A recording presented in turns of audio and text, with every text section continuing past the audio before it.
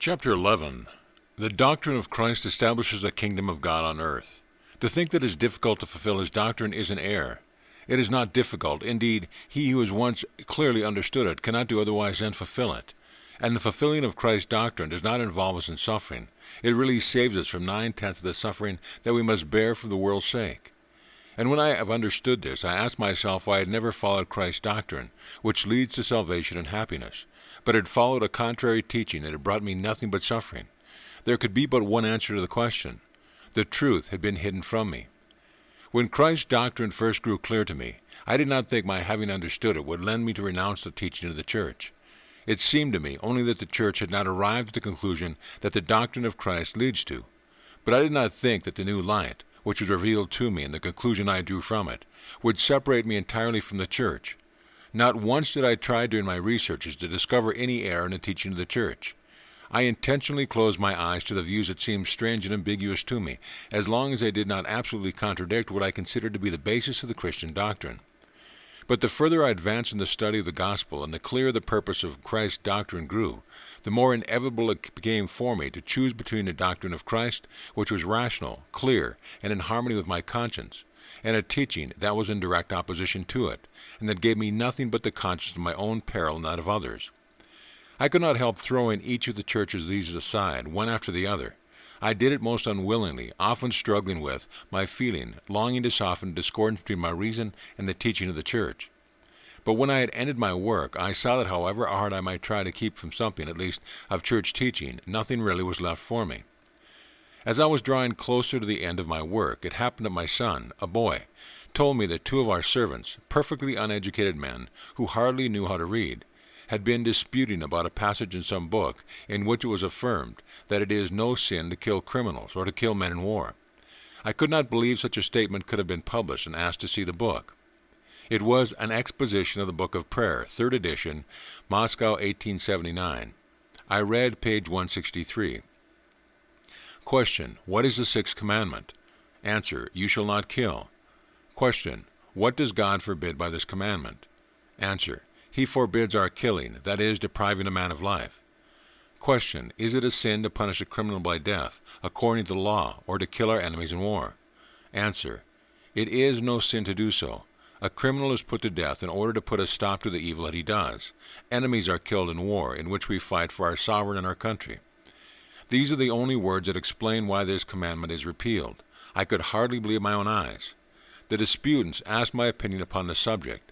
I said to the one who maintained that the text was quite right, that the interpretation was incorrect. Then how is it that incorrect statements are printed, he asked. I could give him no answer. I kept the book and looked through it. The book contains 1. Prayers, whose instructions concerning genuflections and the way the fingers are to be joined in making the sign of the cross. 2. The interpretation of the Creed. 3. Extracts from the 5th chapter of Matthew, with an explanation in which the sayings contained in the chapter are, for some unknown reason, called the Beatitudes. 4. The 10 Commandments, with explanations that annul them. And 5. Anthems for feast days. As I have said, I had not only tried to avoid finding fault with the teaching of the Church, but I had tried to view it in its best light, and had not sought to discover its weaker point. Though well acquainted with its academic literature, I was completely ignorant of its books for the use of schools.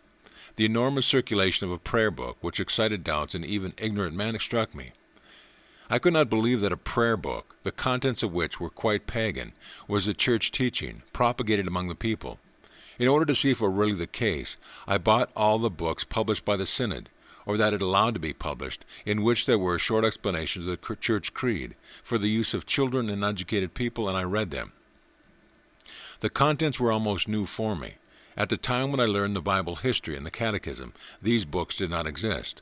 There was at the time, as far as I can remember, neither any explanation of the Beatitudes, nor were we told that to kill a fellow creature is no sin.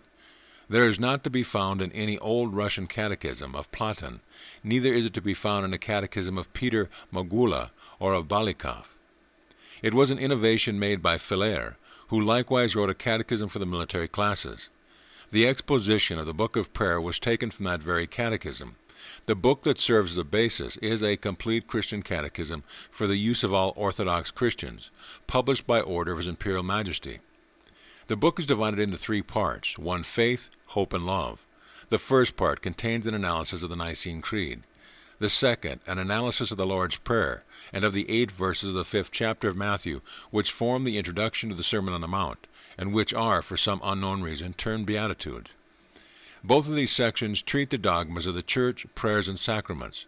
The third part treats of the duties of a Christian. We do not find the commandments of Christ expounded in this part, but the 10 commandments of Moses. These commandments are expounded in a way that seems to enjoin men to leave them unfulfilled and to act contrary to them. In reference to the first commandment, which enjoins us to worship God alone, the Catechism teaches us to worship angels and saints, as well as the Virgin Mary and the 3 persons of the Godhead. The Complete Catechism, pages 107 and 108. In reference to the second commandment, you shall not make for yourself any graven image, the Catechism teaches us to worship images. In reference to the third commandment, you shall not take the name of the Lord your God in vain, the Catechism tells men it is their duty to take an oath every time the legal authorities may require it of them. In reference to the fourth commandment, to keep holy the Saturday, the Catechism enjoins us to keep Sunday holy as well as 13 great holidays and a number of smaller ones, and to fast on Wednesdays and Fridays. In reference to the fifth commandment, honor your father and mother, the Catechism tells it that it is our obligation and duty to honor our sovereigns, our fatherland, our spiritual pastors, and all those who are put in authority over us. And about 3 pages are taken up with the enumeration of the authorities we are to honor: schoolmasters, civil commanders, judges, military commanders, masters for those who serve and whose property they are. I cite from the 64th edition of the Catechism published in 1880. 20 years have gone by since slavery has been abolished, and no one has taken the trouble to remove the sentence that was added to the commandment: honor your father and mother, in order to uphold and justify slavery. With regard to the sixth commandment, you shall not kill, men are taught from the very first lines to kill. What does the sixth commandment forbid? Murder or taking away our neighbor's life in any way. Is taking a man's life always illegal murder? Murder is not unlawful when it is our duty to take away a man's life, for instance, when we punish a criminal by death, when we kill the enemies in fighting for our sovereign and our native land, and further on. What other instances can you cite for murder? When a man harbors a murderer or sets him free. And that is published in hundreds and thousands of copies and instilled in the Russians by violence, by threats and fear of violence, under the pretense of it being the Christian doctrine.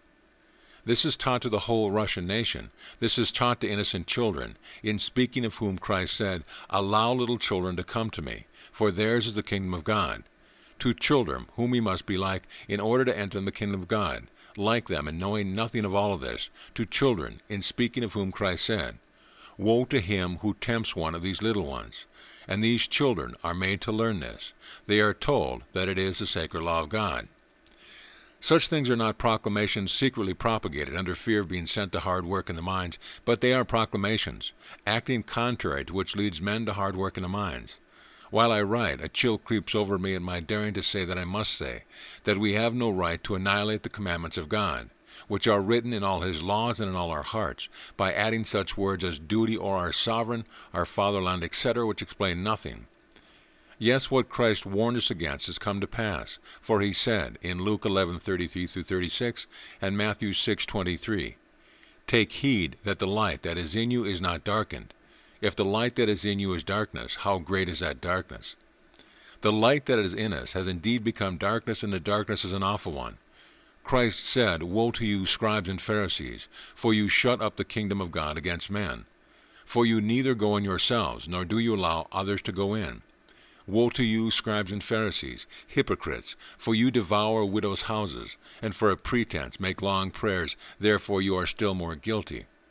Woe to you, scribes and Pharisees, hypocrites, for you search seats and lands to make no one proselytize, and when you have done so, you make him worse than you have seen him before. Woe to you, blind guides! Woe to you, scribes and Pharisees, hypocrites, because you build up the tombs of the prophets, and garnish the sepulchres of the righteous. And you suppose that if you had lived in the days when the prophets were martyred, you would not have joined in shedding their blood.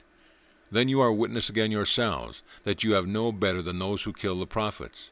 Fill up then the measure begun by those like yourselves, and behold, I will send to you wise prophets and scribes, and some of them you shall kill and crucify, and some of them shall you scourge in your synagogue, and drive them from city to city. And may all the righteous blood shed since the days of Abel fall back upon your heads. Every blasphemy may be forgiven, but blasphemy against the Holy Ghost shall never be forgiven. Isn't it as if this had been written only yesterday, against those who now force men to accept their faith, and prosecute and destroy all those prophets and just men? And I saw that though the church calls its teaching a Christian doctrine, it is in truth the very darkness against which Christ strove and enjoined his disciples to strive.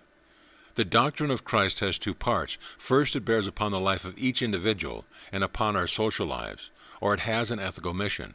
Second, it points out why man ought to live in a way it enjoins and not otherwise, or it has a metaphysical mission. One of its effect and at the same time, the cause of the other. Man must live thus, because such is the purpose of his creation, or the purpose of his creation is such, and therefore he must live like this.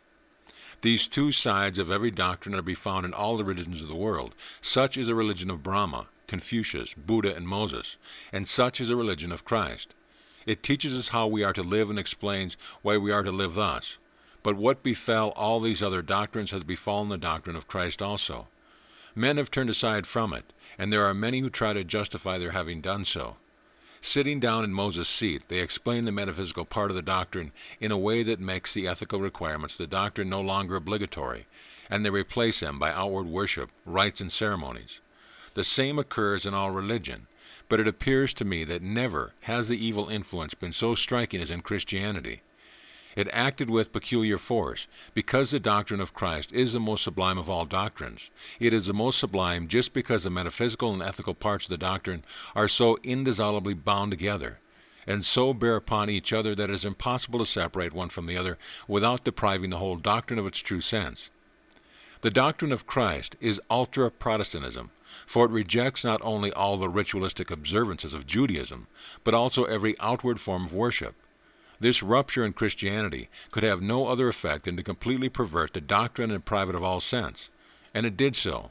The rupture between the doctrine of life and the exposition of how we are to live began with the sermon of Paul, who did not know the ethical teaching expressed in the Gospel of Matthew, and who preached a metaphysically Kabbalistic theory foreign to Christ.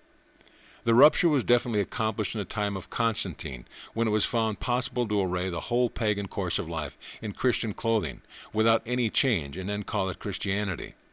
From the time of Constantine, the heathen of heathens, whom the Church has canonized for all his vices and crimes, began councils, and the center of gravity of Christianity was transferred to the metaphysical side of the teaching alone.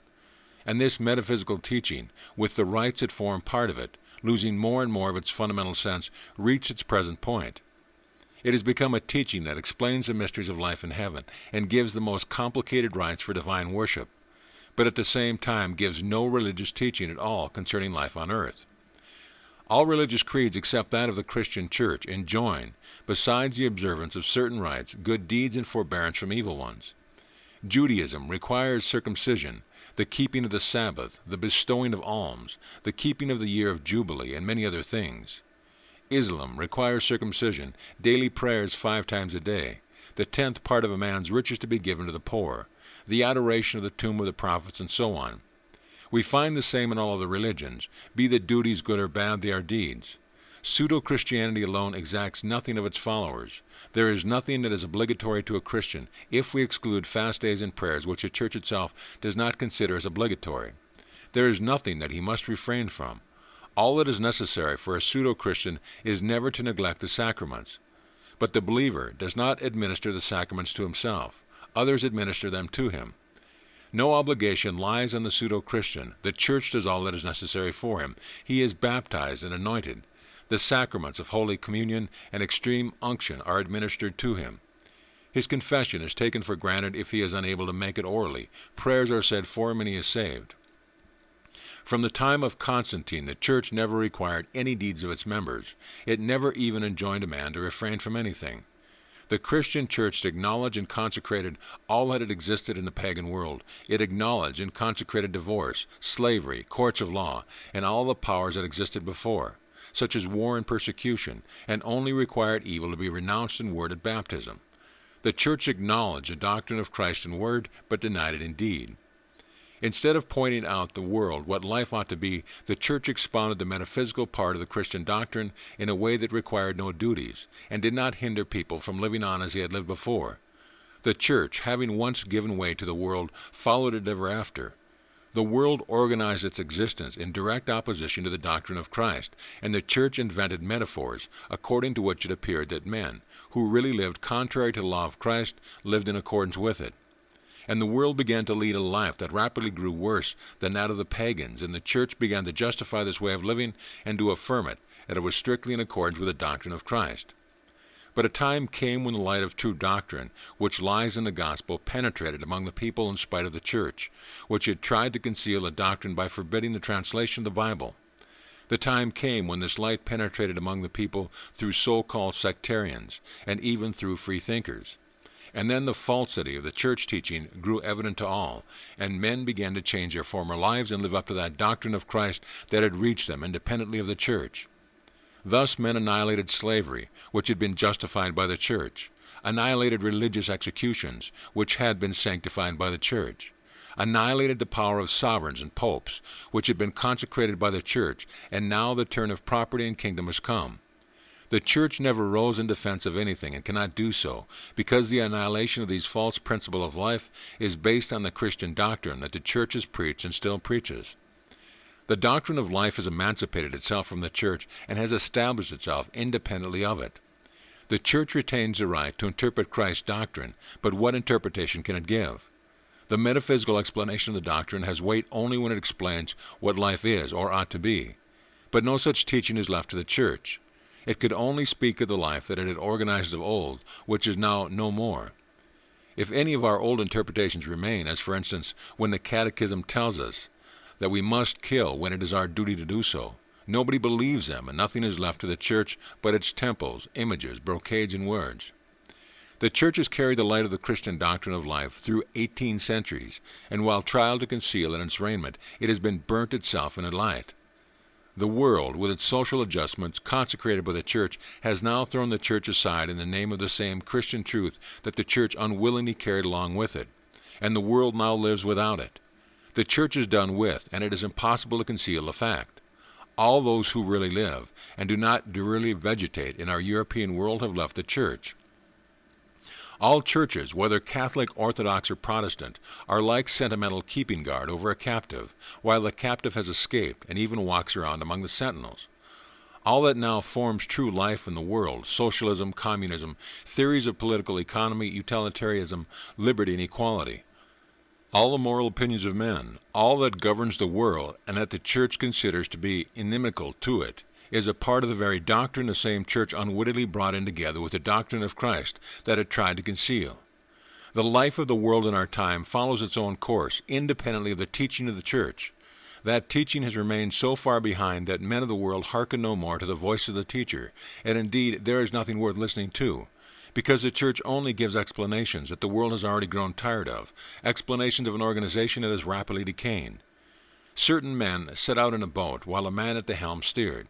He was a skillful pilot, and the boat glided rapidly on, but a time came when a less skillful helmsman took the place. Finding the latter incapable of steering well, those in the boat first ridiculed him and then drove him away. That would not have mattered much if the men had not forgotten, in their anger against the useless helmsman, that without one they would not know in what direction they were going. So it was with our Christian world. The Church does not stand at the helm any more. We roll rapidly on, and all the progress of knowledge on which our 19th century prides itself is only the result of our floating without a helmsman. We do not know where we are going. We go on leading our present lives absolutely without knowing why we do so. And yet it is unreasonable to live without knowing why we do so, and to set off in a boat without knowing as to where we are bound. If men did nothing themselves, but were placed in a position they occupy by some outward power, then they might answer the question, "Why are you in such a position?" by saying that they did not know why. But men make their own positions for themselves, for each other, and especially for their children, and they must therefore be able to answer when asked why they assemble into armies, to cripple and to kill each other, why they waste the immense strength of millions in erecting useless and pernicious cities, why they organize their petty courts of law and send men whom they call criminals out of France to Cayenne, out of Russia to Siberia, and out of England to Australia, while knowing that it is senseless to act thus. When they asked why they leave the fields and woods they love to work in factories and sweatshops that they hate, why they bring up their children to lead the same lives though they disapprove of them, they ought to be able to give some reason for their conduct. Even if all this were pleasant, men should be able to give their reasons. But when it is the hardest possible work, when men groan over it, how can they go on acting in any way without trying to find adequate reason? Men never have lived without trying to solve these questions. Men cannot live without making the attempt. The Jew lived as he lived. He made war. He executed men. He built temples. He organized his life thus and not otherwise, because it was enjoined him by the law, which, according to his conviction, came from God himself. It is thus likewise with the Hindus and the Chinese. It was thus with the Romans and the Muslims. It was thus with the Christians 100 years ago, and it is thus now with the ignorant crowd. The unthoughtful Christian now solves these questions in this way. Soldiery, war, courts of law, and executions exist according to the commandments of God, transmitted to us by the Church. The Church teaches that the world as we know it is a lost world.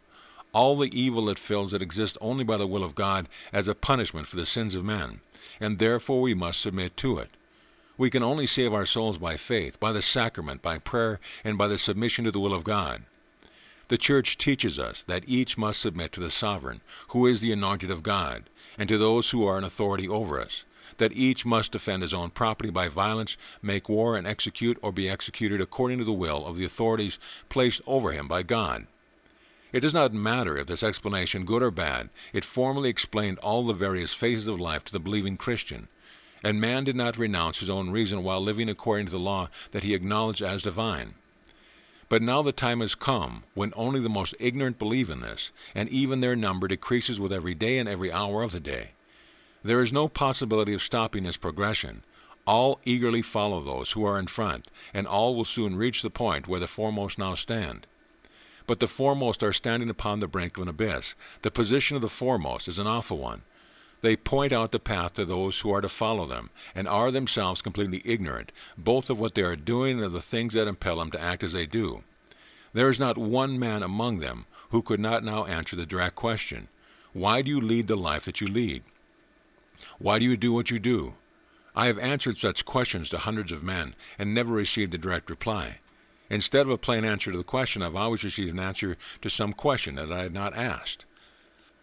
Whenever I ask a Catholic, Protestant, or Orthodox believer why he lived as he did, so contrary to the doctrine of Christ, which he professed, instead of a direct answer, each would begin to talk of the lamentable want of faith of the present generation, of the wicked men who propagate irreligion, and of what awaited the Church in the future. But the answer, why the man did not do what his creed enjoined, was never given to me. Instead of answering about himself, he would speak of the general state of mankind, and of the Church, as it were his own life was of no importance whatever, and as if he were engrossed by the idea of saving all mankind, and especially the institution called the Church. A philosopher, whether an idealist, a spiritualist, a pessimist, or a positivist, would answer the question of why he did not live according to his own philosophical teaching by taking on the progress of mankind, and of the historical law of what progress, thanks to which mankind was rapidly advancing toward perfect happiness. But he would never give a direct answer to the question why he himself, in his own life, did not fulfill what he considered rational. The philosopher, like the believer, seems to be taken up with observing the general laws of all humanity, rather than with the ordering of his own individual life.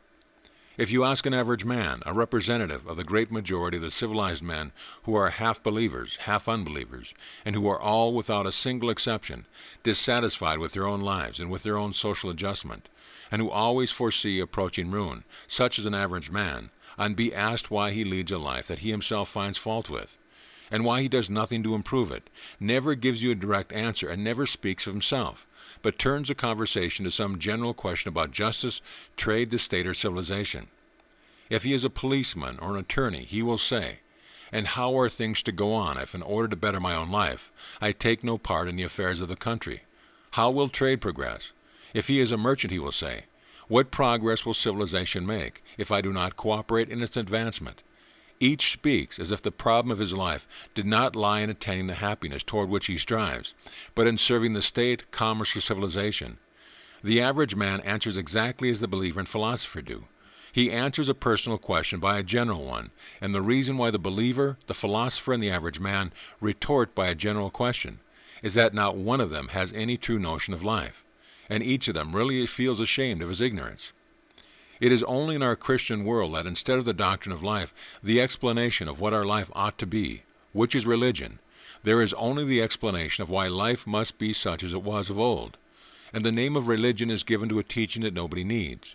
Nor is that all. Science has acknowledged this same fortuitousness, defective position of society as the law of all mankind. Learned men, such as Tillett, Spencer, and others, argue very seriously about religion, understanding by the word the metaphysical teaching of the origin of all, without suspecting that, instead of speaking of religion as a whole, they speak of only a part of it. The result of all of this is that, in our century, we see wise and learned men who are naively convinced that they are devoid of all religion, only because they do not acknowledge the correctness of this metaphysical explanation that were, in some time past, given as explanation of life. The idea never occurs to them that they must live in some way or another, that they do live in some way or other, and that is exactly the principle on which their lives are based, that is, their religion. These men imagine that they have a very elevated conviction and no faith, but whatever they may say, they have faith if they accomplish any rational work, because rational work is always the result of faith. We may live according to the teaching of the world, we may lead an animal life without acknowledging anything higher and more obligatory than the decrees of the existing authorities. But he who lives thus cannot be said to live rationally. Before saying that we live rationally, we must answer the question, which doctrine of life do we consider as a rational one? Miserable beings that we are, we have no such other doctrine. We have even lost all consciousness of the necessity for gaining any rational doctrine of life. Ask the men of our day, whether they are believers or unbelievers, what doctrine they follow. They will be obliged to confess that they follow only the laws written by the officials of the second section or by the legislative assembly and put in practice by the police. This is the only teaching that our European world acknowledges. They know that this teaching does not come either from heaven or from the prophets, neither was it taught by the sages. They blame the regulations of these officials and the legislative assemblies, but submit to the executors, who are the police, and obey the most barbarous exactions without a manner. The legislative assemblies have decreed, and officials have written, that each young man must be ready to submit insult, death, and murder, and all the fathers and mothers who have grown-up sons obey that law. But all notions of there being a law that is indubitably rational, and that each feels in his inmost to be obligatory, are so lost in our world that the existence of the law among the Hebrews, which defined the whole order of life for them, a law that is rendered obligatory by the moral feeling of each, is considered as existing exclusively among the Hebrews. It is regarded as a peculiarity of the Hebrew nation that they obeyed what they consider in their inmost souls to be the indubitable truth, received directly from God, and they knew it to be such because it was in unison with their conscience. The position of an educated man, a Christian, is considered to be a normal and natural one when he obeys what he knows was only written by despised men and is enforced by policemen. That is, when he obeys what he feels to be unjust and contrary to his conscience. It was in vain that I looked into our civilized world for some moral principles of life that should be clearly expressed. There are none. There is even no consciousness of such principles being necessary. There is even a firm conviction that moral principles are unnecessary, and that religion only consists in words about a future life, about God, about certain rights that, as some say, are necessary for salvation, while others consider them as totally unnecessary, and say that life goes on independently of all rules, that all that is necessary is to obey passively.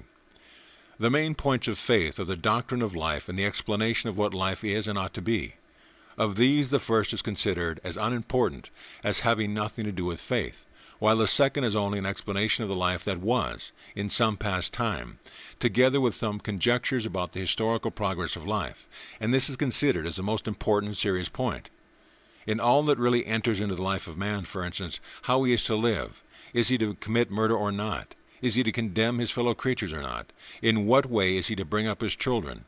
Men submit without a murmur to the rule of others who know no more than they themselves do, why they themselves live as they do, and why they insist upon others living the same way. And men consider such a life as rational and are not ashamed of it. This state of things would be awful were it universal. Fortunately, there are men in our days, the best men of our time, who are dissatisfied with such a creed, have a creed of their own concerning the life that we ought to lead. These men are considered as pernicious and dangerous unbelievers, and yet they are the only believers.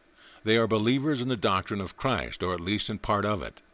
These men often do not know the whole doctrine of Christ. They do not properly understand it, and indeed they often reject the chief basis of the Christian faith, which is non-resistance of evil. But their faith in what life ought to be is derived from the doctrine of Christ. However these men may be persecuted and slandered, they are the only men who are not passively submitting to all that they are ordered to do, and therefore they are the only men who do not vegetate, but lead a rational life, and they are the only true believers.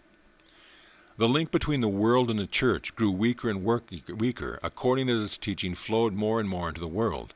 And now the last link, which bound us to the church, is breaking, and an independent process of life is beginning. The teaching of the church, with its dogmas, councils, and hierarchy, is unquestionably bound up with the doctrine of the Christ. Our European world, outwardly so self-confident, bold, and decided, and yet in the depth of its consciousness so terrified and confused, is undergoing what a newborn baby does. It tosses about, turning from side to side, crying, and not knowing what it is to do. It feels that the source of its former nourishment has dried up, but what does not yet what to look for a new one. It is thus with our European world. See what a complicated, seemingly rational, energetic life there is in our European world. Art, science, trade, and social activity are all full of life. But all this only lives because its mother has recently fed it. The church brought the rational doctrine of Christ into the world. It has done its business, and now it has withered away. All the organs of the world are full of life, but the source of their former nourishment has stopped, and they have not found a new one. They seek it everywhere. The world now has to comprehend that the former unconscious process of nourishment has outlived its time, and that a new conscious process of nourishment is necessary.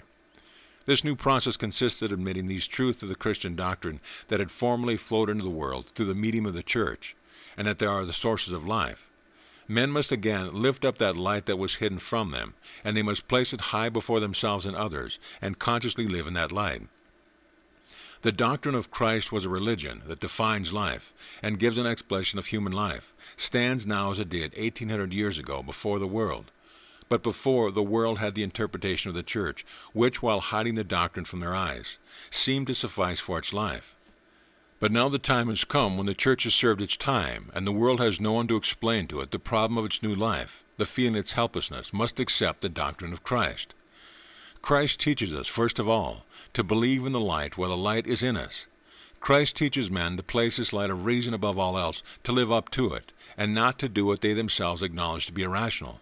If you consider it irrational to kill Turks or Germans, do not do so.